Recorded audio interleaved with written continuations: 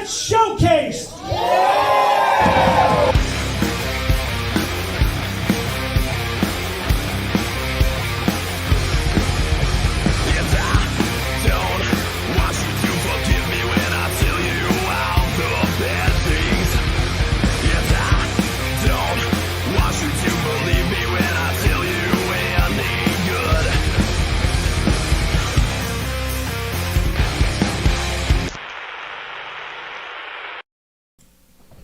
Welcome everybody to another live edition of the Showcase Pod here on this Thursday night in the eve of a great day tomorrow night in Taunton, Massachusetts.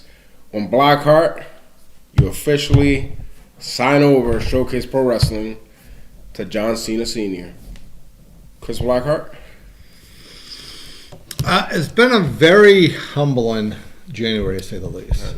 Very humbling, to say the least, just for the fact that literally 19 years ago, we'll get into it, but this is when Showcase was created. That's why I'm here. And it's I have to ironic be here that live for this. 19 years later, it gets signed over. You know, Are you lost for words? What? No, I was mad. Now I'm just humbled. Well, like I said, when I'm reflecting about everything we've done, everything we were doing, where we are right now, it is very humbling. Where we are now. So well, humbling, sacrificing. I mean, doing things that you're not comfortable doing. New things, trying out new things. You know what I mean? All those things fall in the same sentence. So we'll find out tomorrow night how it's gonna go down. We'll find out what new role awaits the former boss Chris Blackheart here in Showcase Pro Wrestling. Because tomorrow night officially the road begins. Yep. To the biggest event of the year, March 19, March 14th, at the Elks Lodge in Franklin, Massachusetts. Big news on that here on the pod also tonight. But let's get right into it. Let's get started right into it. I wasn't here last week. What a great episode was with the Boston bad boy, Jason Rumble. But you mentioned on that episode that you were going to be going down memory lane in the history of how this company got started back in 07. Yeah, I mean, it was, again, when you look at the timeline, that's when it all happened. It happened on New Year's Day, you know? It was New Year's Day, New Year's Eve. Could have been New Year's Eve. But, I mean, this is a true story. So it was, at that time, I had my mortgage brokerage in Providence, and Paul Lazan was working for me. Okay, right. For those that don't know, let's who's Paul Lazan? So Paul is an indie worker from the area. Yep. You know, and knew Paul from Power League, and you knew Paul, and Paul was a good guy, and we hit it off, and Paul wasn't sure what he was going to do, so we'd be mortgage brokers during the day, and then we be pro wrestling at night. So some days we talk more about wrestling than we did mortgage brokerage. Okay. So it was New Year's. We're over at his place, him and his wife, and Kathy and myself, and I don't know how we're just shooting the shit. Of course, talking about wrestling, it just came up. I was like, hey, why don't we do something? I'm like, what are you? Mm-hmm. And he goes, you want to do it? He goes, Kathy would never let you do it. Yeah. All right. So of course. You have to go against the grain. Of course, got to go with the grain. I'm not gonna have Kathy tell me what to do. All right. Oh man. Okay, this was back in 07, right? Okay. So that's really when it started. So we're shooting this shit, and then the next day or that week, we formed the company, and that's when. Oh, I think that week we were shooting different names, and one of the names that was going to be was Independent Showcase Wrestling. That's what it actually was going to be. Okay. It's not a bad ring because you start playing with like the lettering and who has it, who doesn't have it. You gotta go down memory lane, see who's had it, because there's been many variations of companies and names throughout time. I mean, a lot of people have always had this question about Showcase. Did it have anything to do with the cinema?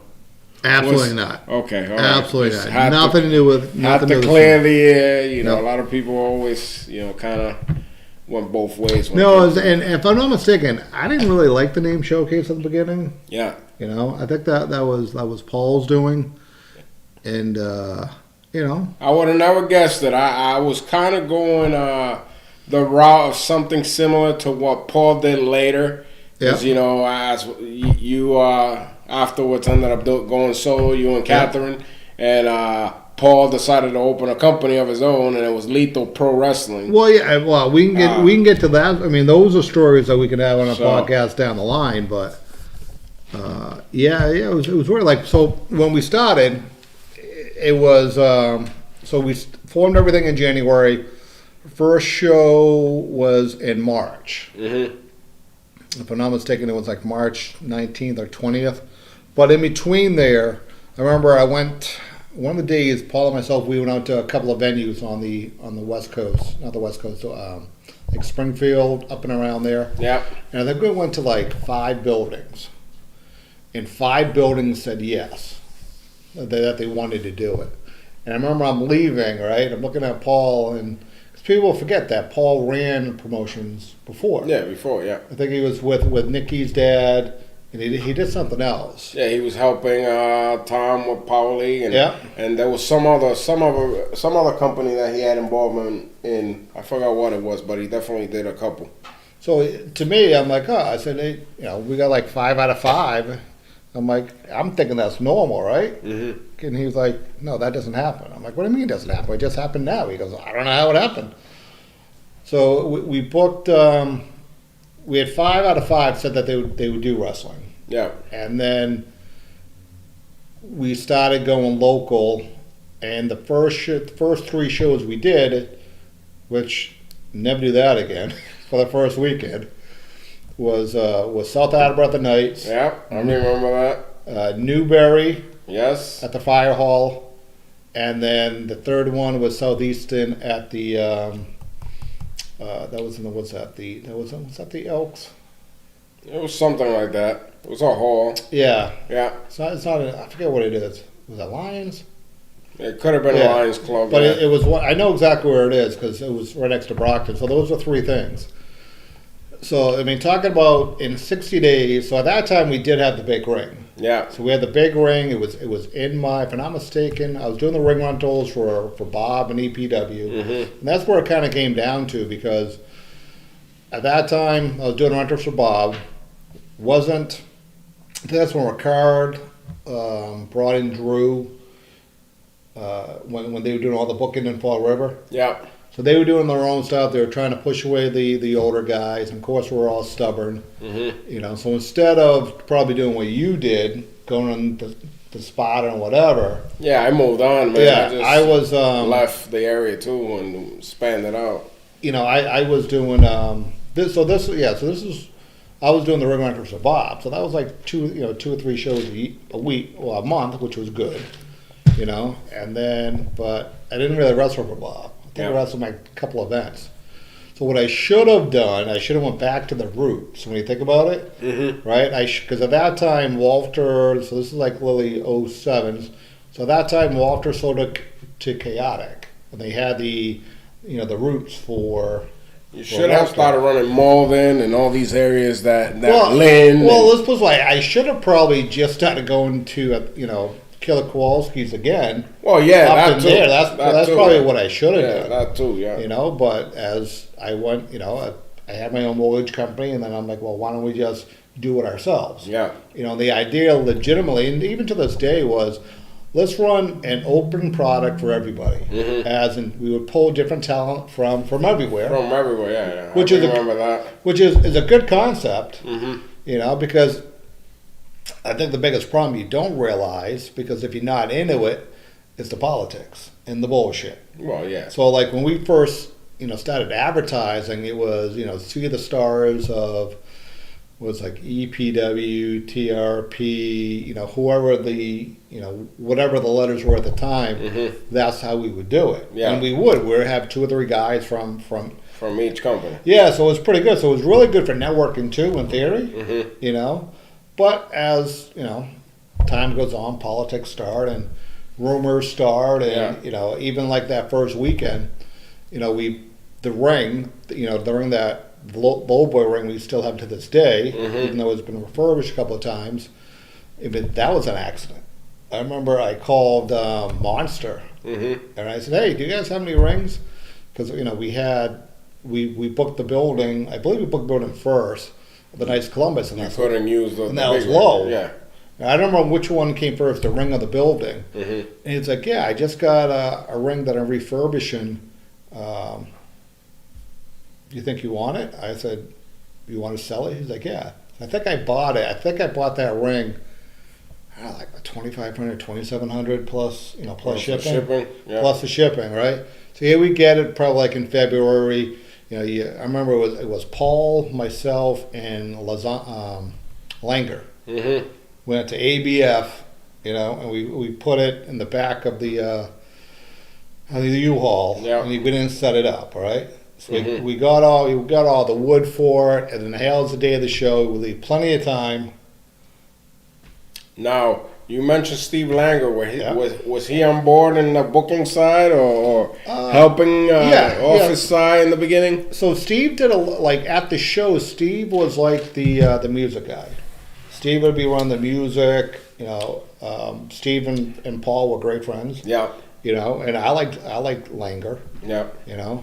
But after our first 3 shows, so that was March. After that, we revamped. Like, hey, we can run these 3 shows because we took it on the chin, to say the least. Yeah, because I remember those 3 shows. Like you said, you had a mix of guys from different areas, different companies. A lot of guys that people recognize, like Rick Fuller and Eddie Edwards, and a mix of other people. DC Dillinger, that's not with us any longer. Myself included, and now Jason Rumble. I mean, the list went on of the guys that were on those first shows that you had.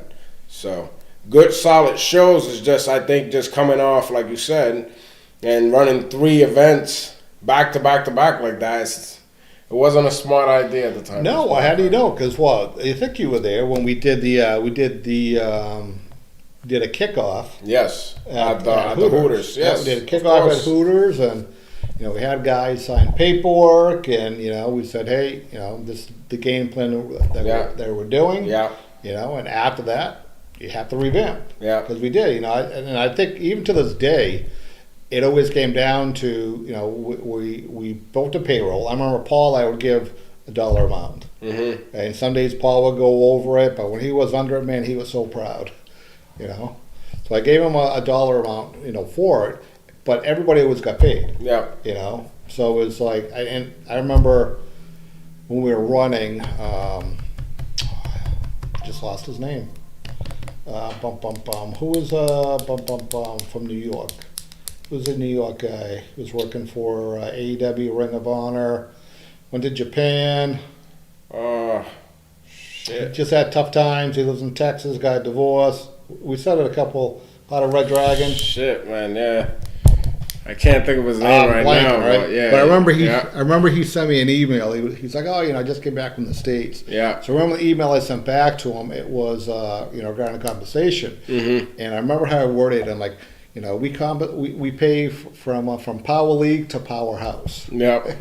Which was on it because at that time, Tommy D was running Power League, which no one ever complained about compensation. Yeah. And then you had Powerhouse, which is Satara. Oh, yeah. That time he was running big shows. And we were running shows with 2,000 people. Yeah, and, the payday was 25 sponsorships.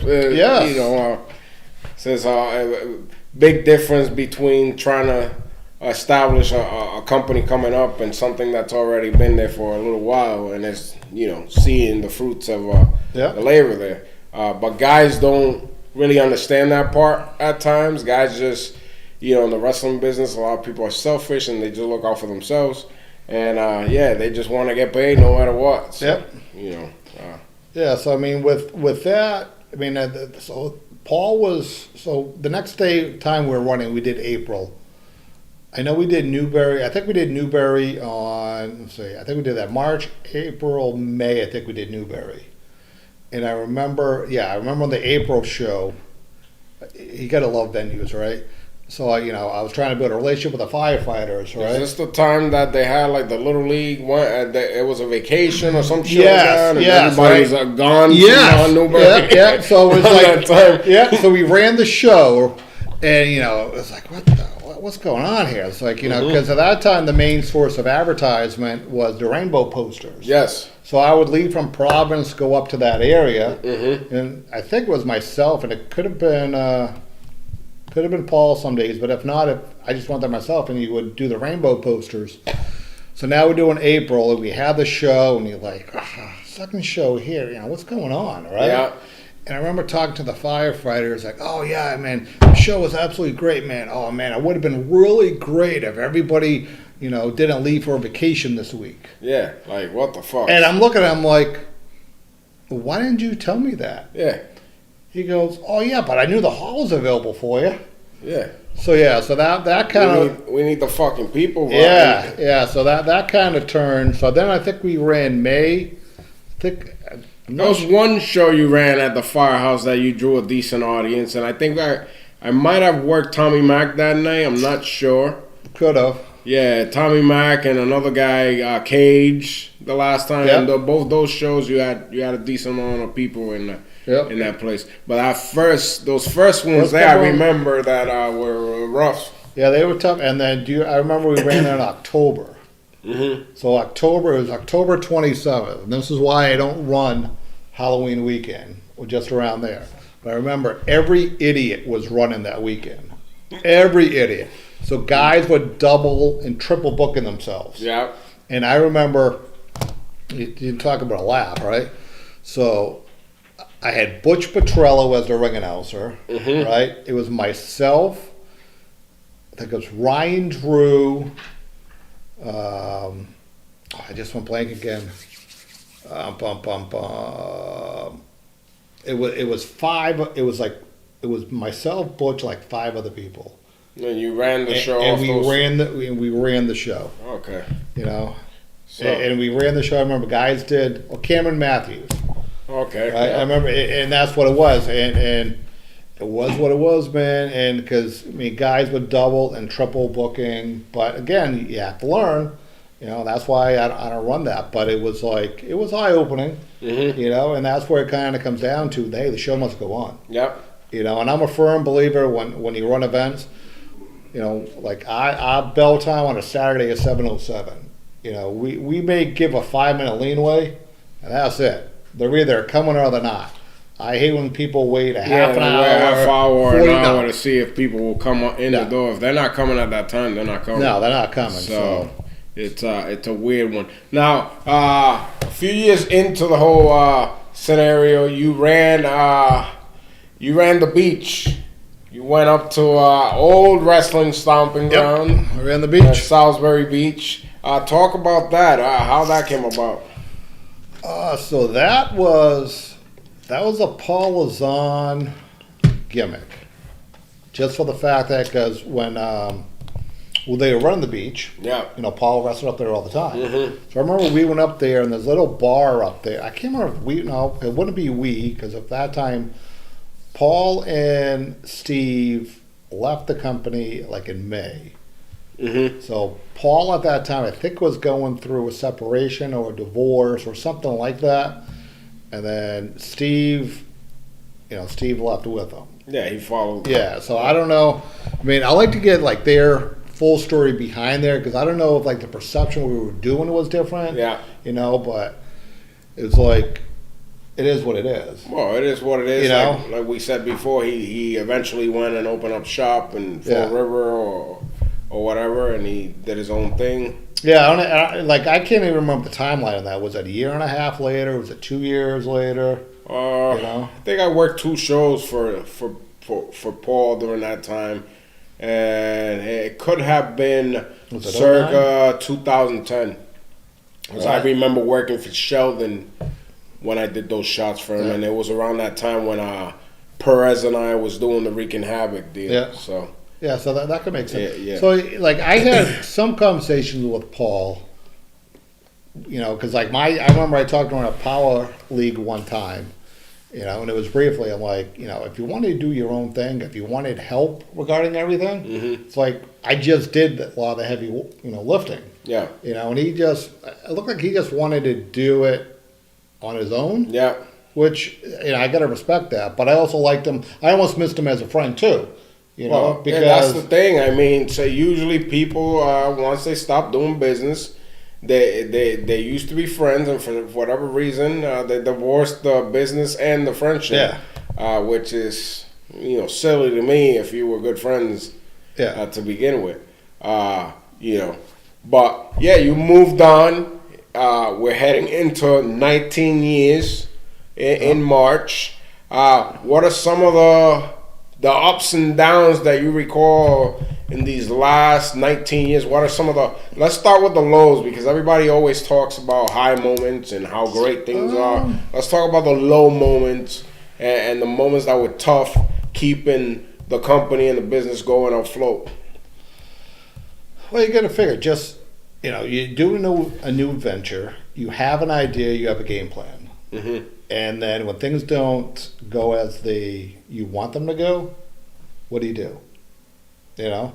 And I'm sure people were looking at it as like, man, they ran 3 shows, that's less ballsy. Mm-hmm. But then the other people like, oh, I don't like Chris. Yeah. So good. I hope he feels. Yeah, I hope he sucks. Yeah. You know? Which is ironic because half the people that you book, you don't know. Yeah. You know, you don't know. You know, if they like you or don't. But I'll wrestle because I'll wrestle. Yeah. You know, so that was like a shifting, and then, but it also brings up the good part too, because if we look at like Derek the defenseman stepped up, and Derek was like the ring announcer, and this is the funny part too. People don't realize when we first started, we had no championships for like the first 3 years. Yeah.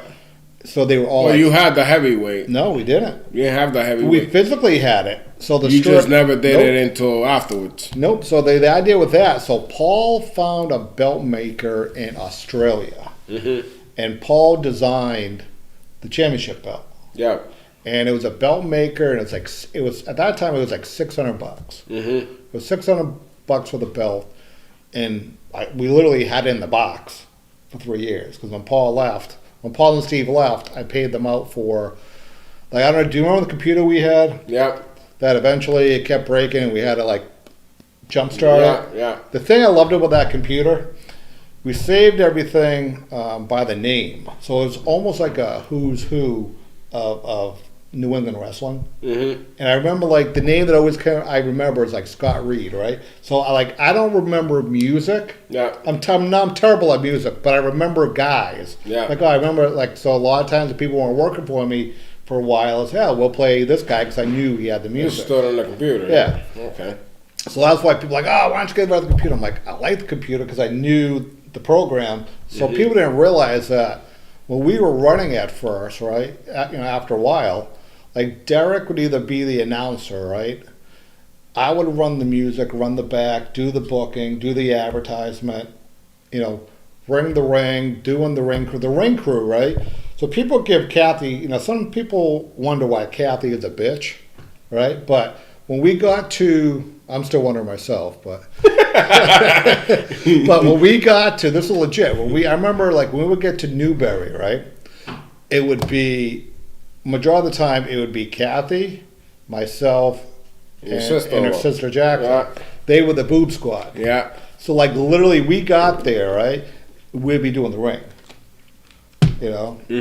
And, like, legitimately, Kathy's thing was, hey, whenever I get pregnant, I'm not doing the ring anymore. Yeah. So she hasn't touched the ring, like, for 16 years. You're giving everything away here today. Is this why you had Jessa? I mean, apparently that was she didn't want to touch the. She didn't want to touch the ring anymore. She's like, I need to get pregnant now. Yeah. So, but that's how it was. So, I mean, talking about putting, the skin on the game. Yeah. And Kathy and Jacqueline, they did the ring crew, and when Paul got there and Steve, that was like usually that was what it was.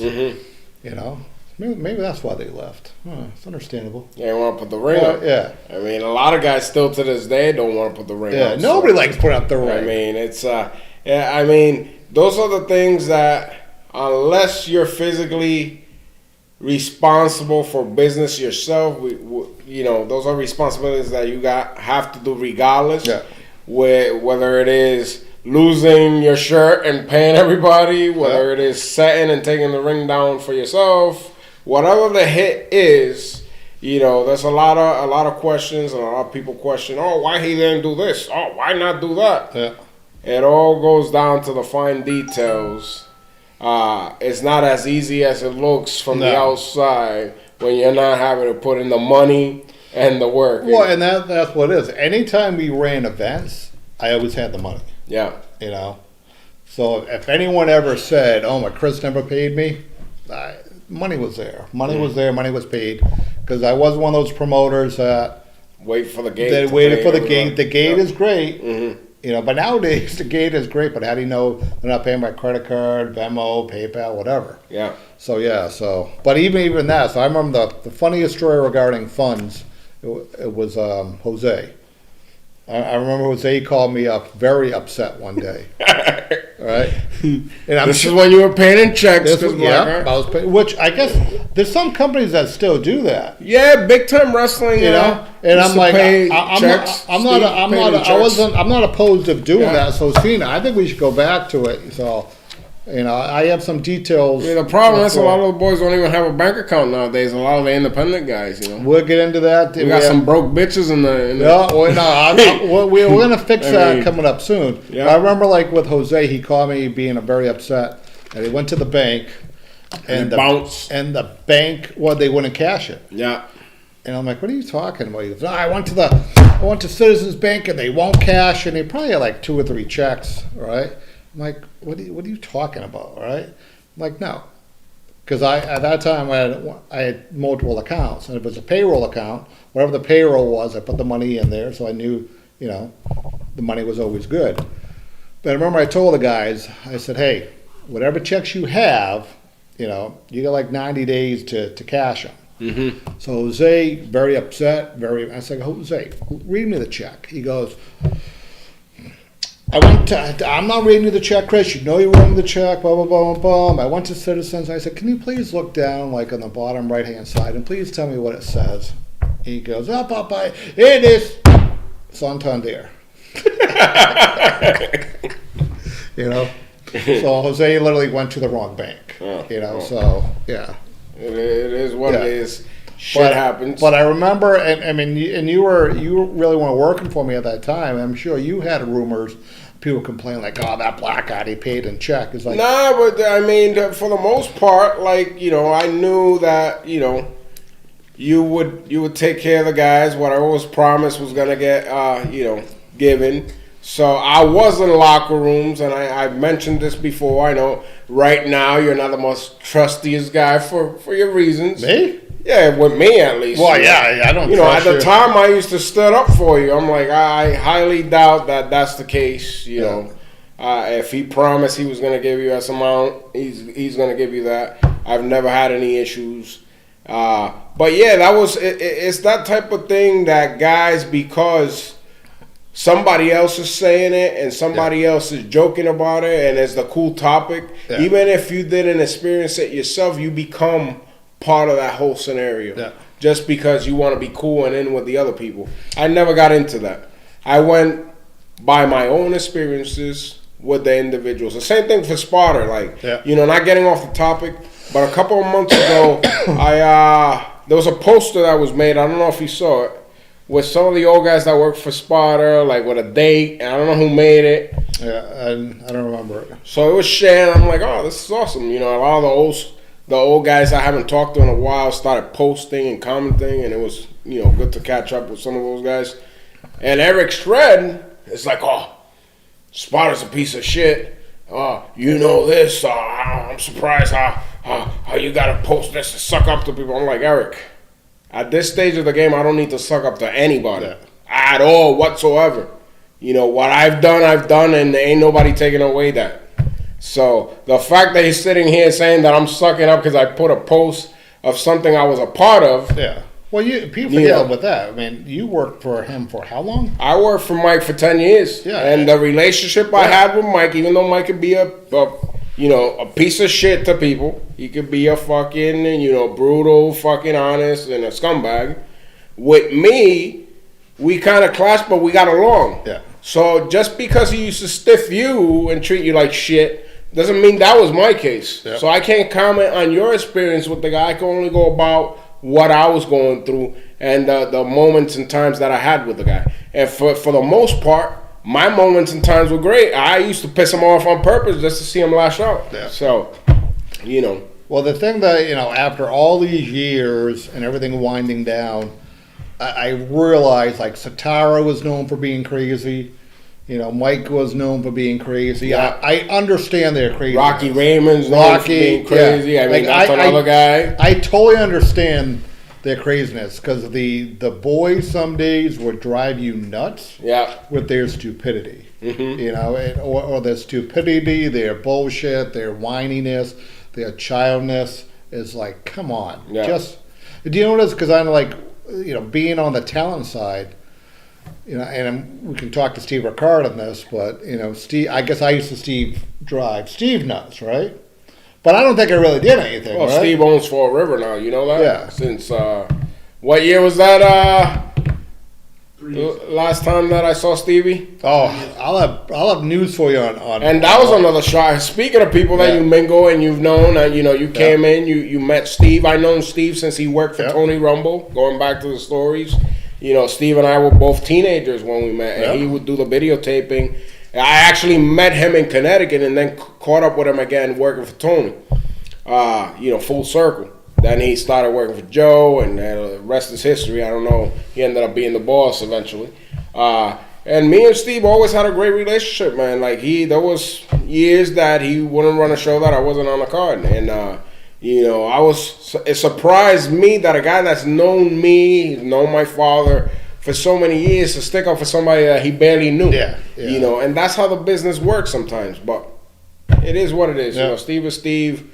And unfortunately, some people are like that.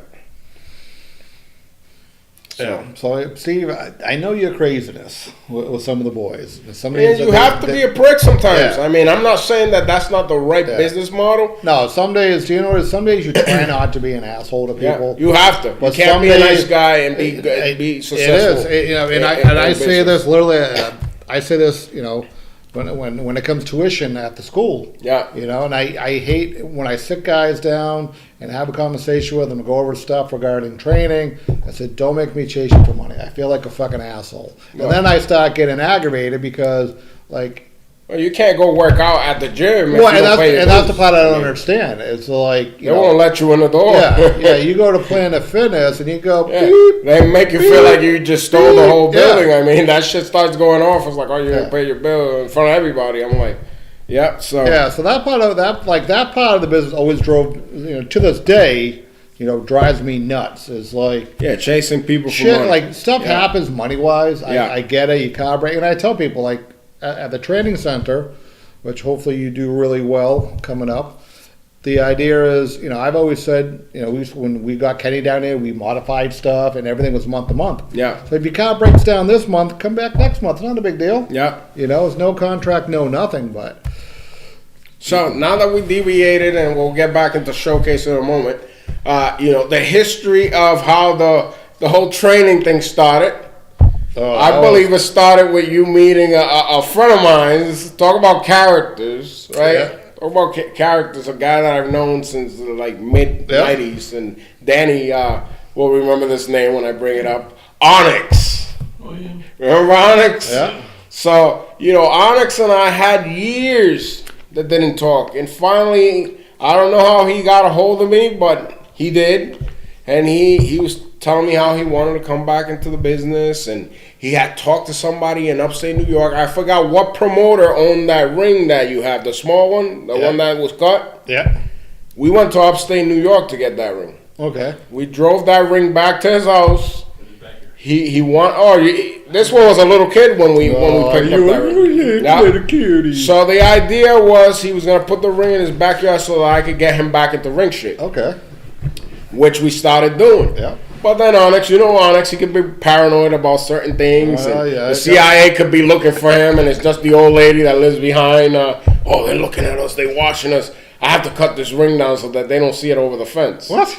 That's how that ring got cut. So eventually it got cut. We trained. Yeah. Then we moved it over to Central Falls in the creepy building that had the holes in the floor.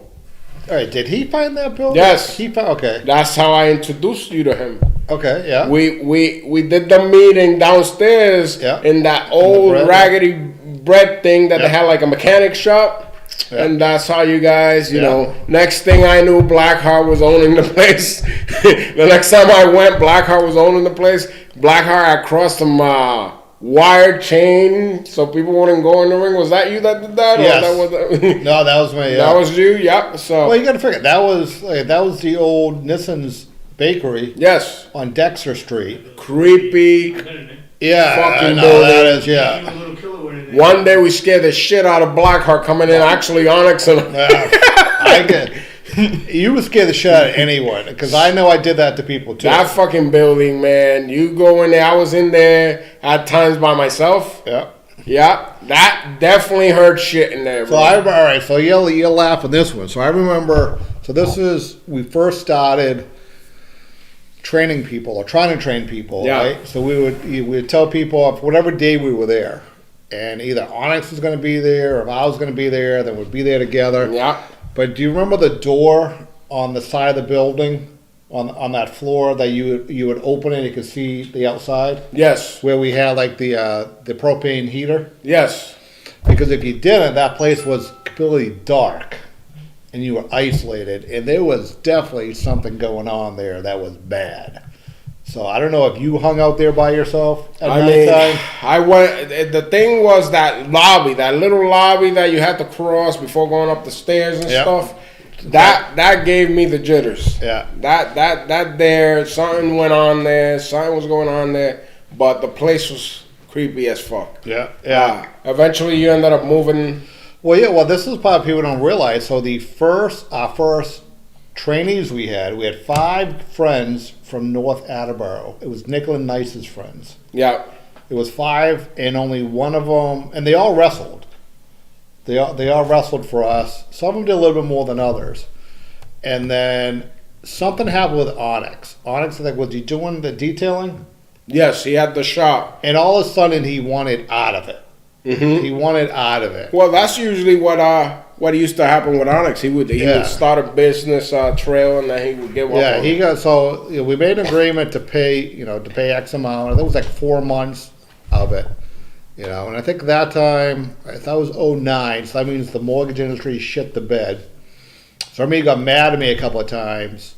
I was like, I'm gonna rip the ring out, whatever. And I'm like Onyx, like literally the mortgage industry. So he wanted the other half. Yeah. So I pulled the money, got out. Yeah. And then something was happening to that place. They were gonna sell it. Mm-hmm. It was on a new management, and I remember I was again looking for a new place, and we found a new place down the street on Conduit Street, right over the line. Yeah. And in true fashion, no one wanted to help. But if I'm not mistaken, T Phoenix figured I had a crew of guys, and I said, if you help me get the ring out, because we got it out of that window, right, that I would give them, they could rent out the place for free. Okay. So that's what we did. So that's how I found T Phoenix at the time, and that's when I came up with the original coin of Yartards. Yeah. Because at that time, right, and I give him credit. I don't think we see eye to eye because there's some stories that we should have conversation with. But to his credit, for where he is now, from legitimately starting in his backyard. Yeah, those guys have a good product going on. No, great job. Yeah, I mean, that's progression. Because even at that time, they will rent out my place, and a lot of guys. It is what it is, right? Mm-hmm. But like even when he moved over to Bob's place, like he would call me and say, "I got a question." I'm like, "Oh, I got a new place." I'm like, "Great, where you going?" And it was Bob's place. He asked me about insurance. Was that the place that we used to train out of in Pawtucket? Yep. Okay. Yeah. So he was there. So that's kind of like some of my last good conversations, with Phoenix when he was asking me about. I remember insurance. He asked me about it. Mm-hmm. But yeah, so that's how that all happened. And I remember you want to talk about a funny story now.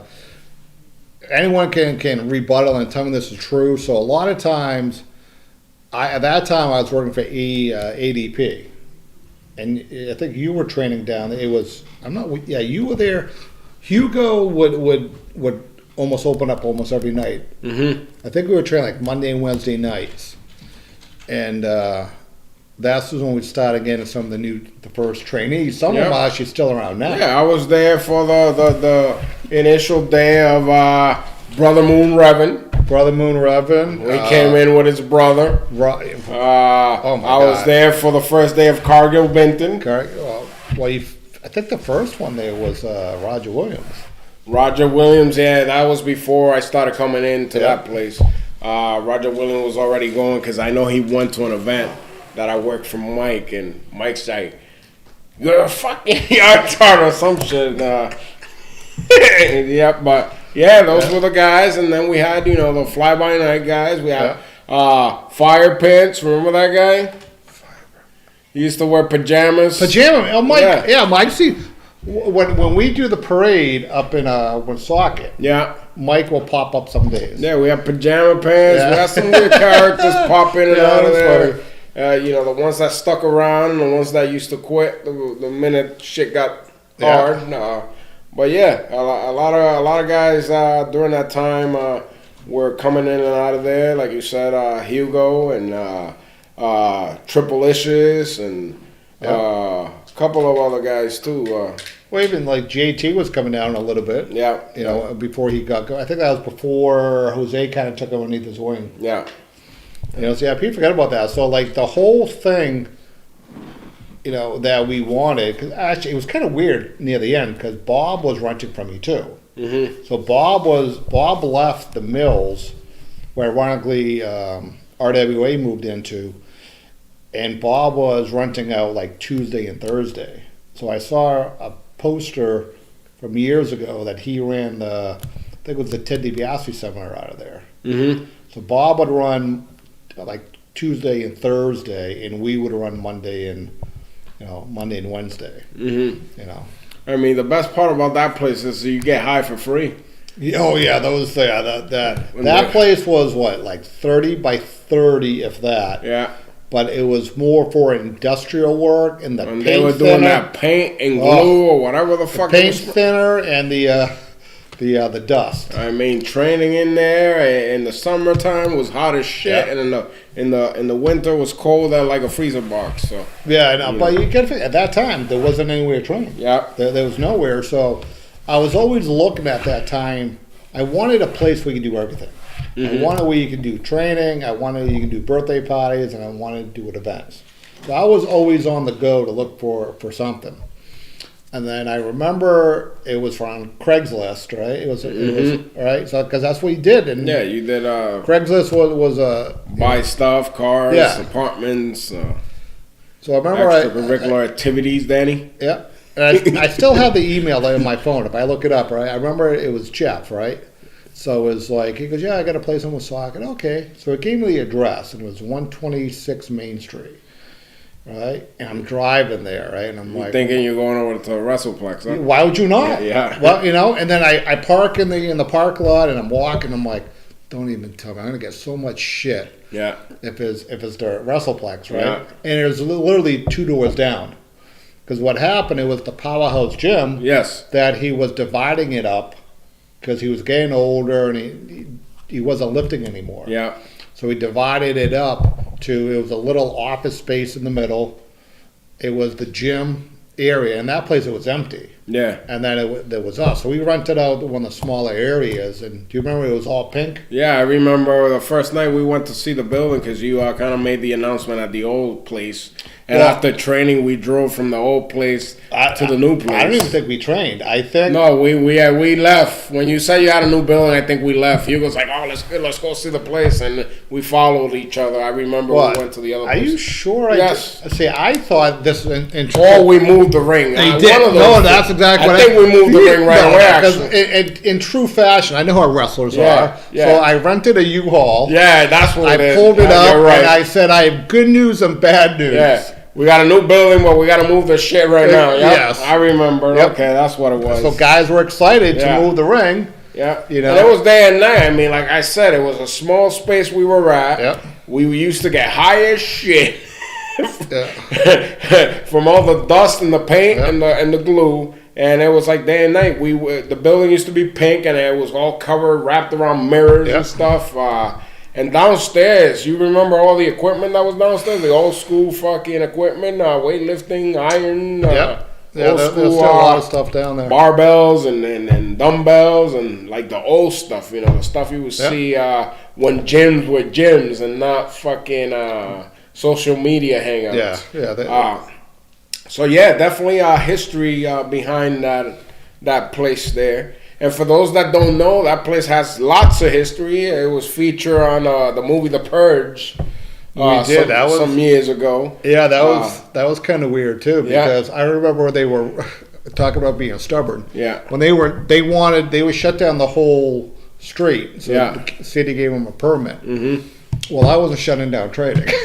Yeah, if you look closely, that's when you had that banner with the blue tarp thing, and you could see the sign in the movie. Yeah. So they So I remember so they really, I think they were doing more of the shooting at 9 o'clock at night. Yeah, they were doing night scenes a lot. Yeah. So I think they paid me $900 or something. Yeah. To close during those hours where you're closed anyway. Yeah, I was closed anyway. Yeah. But the idea was we can get in the training 6:30, but I think it was too because they boarded up the whole street. Did they knew you had a wrestling thing going there? Well, they had to because I had to fill out paperwork. I'm surprised they didn't want to use the I shit. know that always amazes me because I'm surprised. Maybe the right person didn't see it because I would imagine oh, it would have been perfect. They were running around looking for a place to hide. The space that we had. The theme was that the owner of the store was that black gentleman that barricaded himself in, but still they ran into the street and all that. So. Well, I remember the weird part of that story. So was when they had the convenience store. Yes. In the Purge, they redid that whole thing. Yeah, they built the whole store. Yep. There was a store there before, but then they rebuilt it. They rebuilt it, and then the guy sold it a year and a half later. Yeah. So definitely some history in that building. For those that don't know, we got some trivia going. Do we have any comments on the chat, Daniel?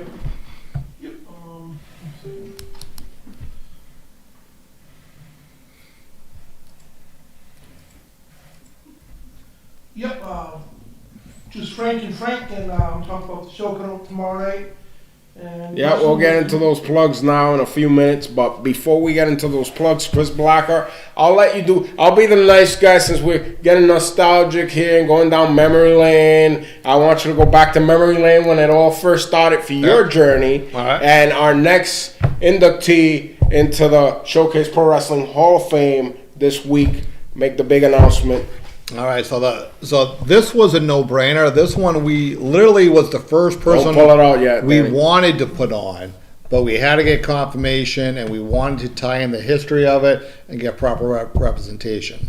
So that being said, you cannot have a New England Hall of Fame without the cornerstone of New England, which is Walter Killer Kowalski. Yeah. So our third inductee, or really our first inductee, because we couldn't make the announcement a while ago because we had logistics issues of getting family heritage and lineage, and we tried, that's unfortunately, those relatives, we don't know if they're with us anymore. The relatives that he did have left are up there in age if they're still living, and they don't live in the States. So, inducting Walter Killer Kowalski would be one of New England's top lady wrestlers at that time.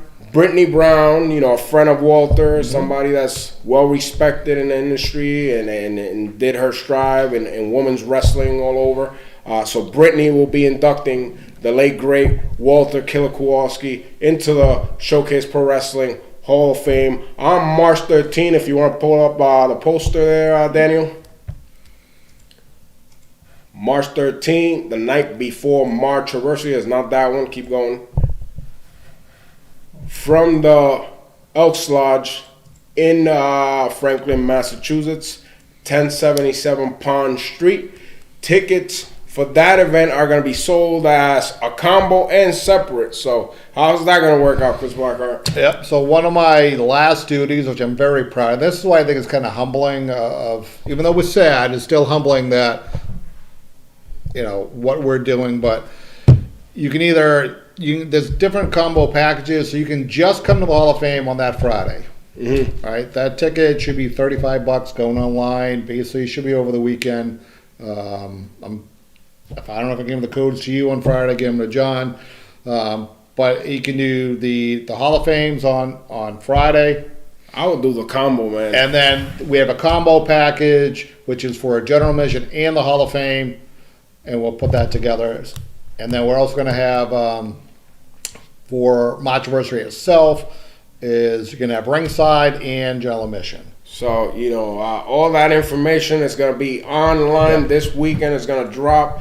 The tickets officially on sale for the Hall of Fame combo pack or single, and for March anniversary 19. The stories that you're going to get for some of these gentlemen that are still with us. You're going to get a dinner.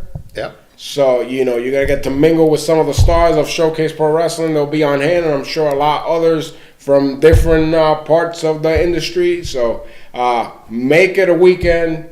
Don't miss out the first ever Hall of Fame ceremony of Showcase Pro Wrestling. And 19 years is a very long time to have a business. It's a lifetime. It is. And ironically, me being in financial services, being a registered rep, one of the things I went on a seminar today was about being exits. Mm-hmm. A lot of people don't figure out the exit plan in business. And even though, sadly to say, you have a second plan, son, to fall back on. Yeah, you gave me an exit plan without looking at it. But on next Saturday, on the 17th in Woonsocket, if you are in the pro wrestling industry, we are doing a financial seminar at 3:30 prior to our event. It's going to be on financial literacy, credit cards, debit cards, checking accounts, FICO scores, retirement, life insurance, anything, really to stop building people up from what they don't know. Yeah. And I think that's there's really no course people have in even high school how to balance a checkbook. We're trying to do a financial literacy giving back to the industry. So the fact that I have a lot of free time now, since I'm not doing anything. I guess if I clean the toilets well enough, maybe John. I know people love that. Danny brought in some. Thanks, Danny. Is that a parting gift for me for the weekend? I guess Yeah. So this is a nonpartisan. So it doesn't matter what promotion that you work for, what promotion you train at. Is an open door. Anyone can come for that. Just send. You can send a message to SP Wrestling on any of the social media. Or promoter at Showcase Pro Wrestling. That'll be forwarded to yourself, and I will be hosting it with. So that's your endeavor. That was set before any of this last minute thing went on. So the floor is yours on the 17th there to give some advice and hopefully help out guys and girls. With their financial future in general life. This is thing that you apply to day-to-day life. So. And I was very a lot of people that I reached out to from various schools, they weren't sure if they could get any guides there or whatever, but they were like, man, this is great.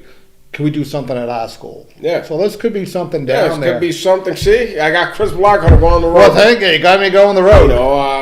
And really it is. Sadly, going back and reflecting on having a Hall of Fame and looking down memory road and appreciating the guys that came before us and some of the ones that helped build where we're at right now. Sadly, a lot of those guys that we grew up watching, you see that they still have to be active, and they were active in the business at a later age because they blew their money. They didn't have any savings. They didn't have anything. No, a lot of it is mismanagement or not knowing. Yeah, these were guys that made millions of dollars, and they were struggling. They still had to wrestle at 60. Imagine you after spending 20 years wrestling 300 days a year, still having to lace up your boots at 60 years old. Because you really need to. Well, and I think that's the difference. I like seeing the old timers who do it because they want to, not because they have to. Yeah, but that wasn't the case for a lot of them. No, it's not. So we're hoping that we can help change the next generation and get them smarter regarding finances and resources. So when they're in the business or out of the business, they have a family, or especially if they're just thinking of themselves, how do you set yourself up so you're not making mistakes? Yeah. So that's what speaking of that, a good to end on a good note and future reference. Did you bring up the PJ thing when I was in here? No, I didn't, because I Daddy, think, you got I think the, that happened afterwards. You got actually. the message there from the picture from PJ from a couple weeks ago. Oh, a couple weeks ago. Yeah, it's PJ. probably 2 weeks ago. Was that everything? Yeah. So talk about a guy that's done it all in the wrestling business. PJ Polacco, just incredible. A guy that was a mainstay in the WWF, and then ECW, became a superstar, world champion. Same scenario that we're talking about. Yeah. You make mistakes. You got demons. Everybody's got them. To kick a guy while he's. I've never been a fan of kicking a guy while he's down, no matter what he's done, because the person that's going through is the only one that knows what they have to do at that time of desperation. So, this guy was down on his luck, and a lot of people were making fun of him and kicking him while he was down. And I saw this a couple of weeks back, and I was like really, really happy for this guy.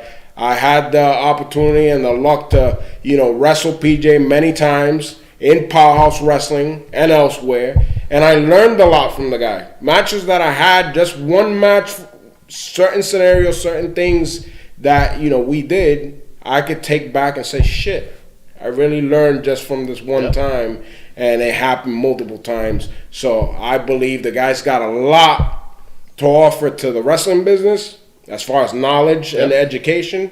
But most importantly, I'm happy for him in his life and hope, he gets healthy and he gets better, and he could definitely take that tarnish away from his name, because he was one of the great workers, and he has ties to New England. Yeah, he's a New England guy. If I'm not mistaken, he's down at DDP's place down in Georgia. Best thing that could have happened, and I'm believing that he's gonna come back, and we're gonna see a version of PJ that a lot of people didn't expect. So, isn't there supposed to be a podcast dropping?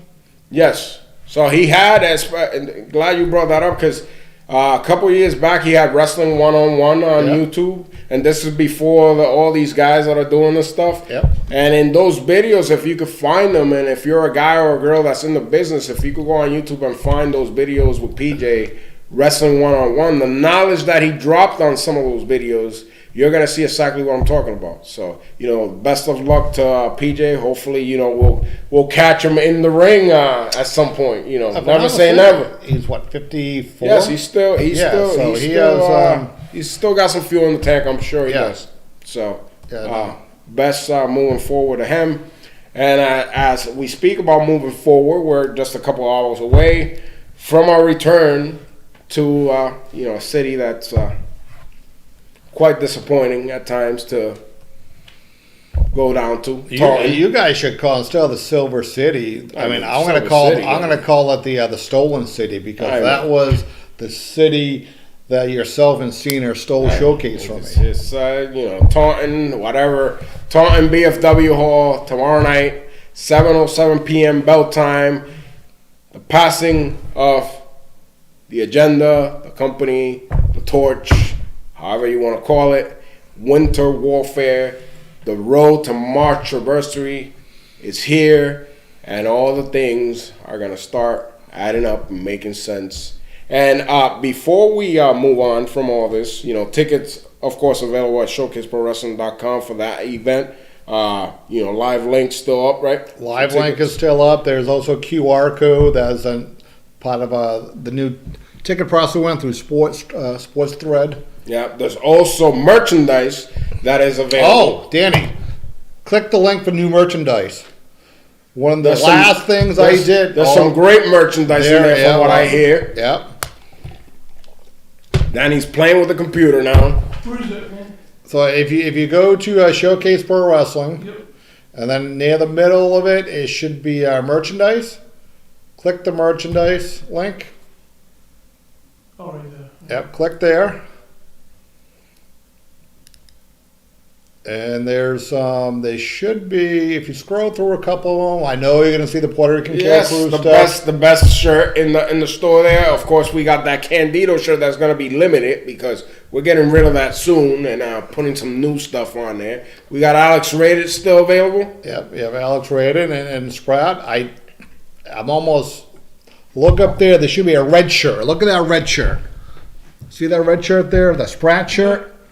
Put the front and back one. That was one of the last emails I sent. So Christopher Spratt with his new shirt being dropped at the store here. You know, if you want to become smart, I heard if you wear his shirt, he becomes instant. Well, Danny, read the back of it. You see the back of the shirt? Do not hate me because I am educated. Hate yourself because you are not. Well, you know, you could be the movement. You know, people are going to be hating on you because you're educated. Of course, you bought the shirt that makes you intelligent. So then people could read your back and you know. It looked like it should be a shirt and a hat. Yes. And we had a big crime this week. Yes. With Shia Cryer Shabo. Yeah. But to help smooth, and if you look there, there's a crybaby shirt. Look at the name of the shirt. Well, look at the shirt. So you consistently, conspiracy, something astonishing conspiracy. You're making fun of the guy. No. Look at it. You see it, Danny? Oh yeah. Right? Can you read the label of the shirt of how it's labeled? Then he's got the alarm going on here. Yeah. Yep. Yeah. How's it spelled? I just want to make sure I spelled it right for Shabo. I'm sure you're concerned if he spelled it right. I am. Oh look, it's faded. There's a conspiracy right there. Yeah. They blotted out by accident. Well, of course, Blackheart's trying to mess with these guys. What are you talking about? Speaking of messing with these guys, if you want to go on the Showcase Instagram stories, there's an investigation that's active going on with Shah Shabo and all the conspiracies, and he interviews some suspects. In between crying, he's very upset. So, if we do you want to play a clip of that? Yeah, play the clip of that because that is the best series. I watch it every week. Just click on the stories. Click on go to the top and click on the logo itself of Showcase. And just fast forward through them, pass them through. So, heads up. The clicker on the side. So when Danny's finding that, I will tell you. Keep going. In regards to Joel Davis, we do not know where he is. Let's play the clip. When conspiracies run rampant with Shia Shabo and Showcase Professional Wrestling, the dedicated investigators of the conspiracy of Shia Shabo investigators are called upon. What they uncover may be coincidence or proof of something more deliberate due to their stories. I think it's Shia Shabo and fellow conspiracy victims. It is me, Shia Shabo, and today I'm bringing you this video as the conspiracy of Shia Shabo investigators and I have conducted a round of interrogations. Professional wrestlers of SBW were harmed. Even that stinky Christopher Blackheart. At this time, there is also other suspects we have not interrogated yet. But this Friday in Taunton, Massachusetts, at 7:47, the interrogation continues. Until then, fellow conspiracy victims, go, Shire, go. Now keep going. He's got some I don't even know why I'm being interviewed. It's this. Then he's playing with the computer. He took us out. Boy, you turn me. Well, you know, if you wanna, you can click off of it. If you wanna check out that clip of the conspiracy and the investigation and different interviews, you could go to Showcase Pro Wrestling Instagram page at SP Wrestling or on Facebook and check out the latest clips. We got words from Consistent 1AZ up there. We got Lumen with his investigation of the conspiracy. And I don't understand how my name gets thrown in this. I mean, I don't. And I don't even. I see Lumen. There's some investigation, and Bret Hart's name came up. I don't know. He's been. I don't know. It is. He might be a suspect. I mean, he's from the last couple of weeks. you know, Pete Diddy popped out. you know, watching the Lumen stuff has been uplifting. And I mean, I don't think Diddy did it. He's busy with the oil and stuff like that. Well, no, well, he has a new cellmate, Well, so. you know, unless he's trying to bring newbies. It could be. But with that being said, I mean, we've rambled a lot today. You know, Blackheart's got to have a rest. No, It's a big night for him tomorrow. I was glad I could get out some of the stories because I don't know what I can say tomorrow night. I mean, and you barely touched the ground, the surface on the history of the company and the ups and downs. And, you know, from closing out tonight, you know, had to be one of the toughest times for everybody was the COVID time, the COVID era. Oh, I mean, You know, you want to go in that story now? Just briefly, I'm just bringing it up because it was a tough time for everybody, and we definitely adjusted, and that's when a lot of this movement with the YouTube channel and the tapings and the testing, so that we could get guys to tape matches and all this stuff to keep stuff going. And I'm sure you digging in your pockets to keep rent going when people couldn't afford to pay for training. Well, one thing we did when COVID, so we ran Marchiversary that weekend. Yeah, that was our last closeout. Yeah, that was a closeout, and then the shutdown was on that Sunday or something. Yeah. And it was the lowest Marchiversary we had. I think we had like 110, 117 people. But to have 117 people when everything else was shut down. Yeah, when everything was going crazy. But how long did we shut down for? How long was that COVID period? 6 months? Yeah. So what people don't realize, we had to modify training, and we went online. Yeah, we would do groups training. We did group training, and what people like me or dislike me, I didn't charge anyone during that time. We would study, we would watch footage together, had homework. I had guests come on the air with us. Yeah. We were innovative at that time. We did Zoom twice a week. Yeah. And I think the good part about that, it allowed us to do what we normally can't spend the time to, watching footage and breaking it down. Then we had, special guests on there. When we had Savio Vega on there. Yeah. We didn't, of course, in true fashion, we don't tell the guys who's going to be on there. Well, Jackson almost creamed in his pants. He did. Jackson, that was one of his heroes. He got the greatest reaction on that night. Yeah. But yeah, stuff like that, it really shows when you want it. I mean, we hear it all the time, the excuses, the why I can't, this is in the way or that is in the way. But when you really want it, there's nothing that can stop you. You just got to improvise and make it work and keep going. And that's what we did during that time. And I think that made everything stronger, to be honest. We did a lot of things during that time. Well, I think what it did, it brought Jay Hollywood part of the crew. Yeah. And we literally, I think that's when we started really jumping on social media. Yeah. We started doing the taping of the matches, the promo, everything on social media came up. Production came up, so that, which was great. Yeah. Because it wasn't my strong point. Mm-hmm. And that was part of the positive of COVID. When we did, I remember when we were taping, we had everything all set, and then one match and a half in, the internet shut down. Yeah, we had two cameras, and then we had to go down to one camera. And we built up, going down that route, we built up weeks of pre-tape matches leading into a big event that was streamed live. That's the part that you're talking about. The first time we went to do the big event live, when guys were coming out, and thank you to those guys that were a part of that, like Bobby Ocean was one of those guys that took the chance and came down and wanted to work, and we made it happen. But we did a lot of that stuff, and that stuff was great. And Blackheart was cool. He was on board at that time, and we kind of taught that other kid that thought he knew everything a lesson. I saw a picture that came up this week, and that's what made me thought about it. It was Carlos Slavin. It was a match in Woonsocket, and all you saw was covered masks. So those are good times during bad times. Yeah. With that being said, tomorrow night's going to be good times at the Taunton BFW Hall, 82 Ingalls Street in Taunton, Massachusetts, 7:07 p.m. bell time. The road to Marchiversary 19 is here.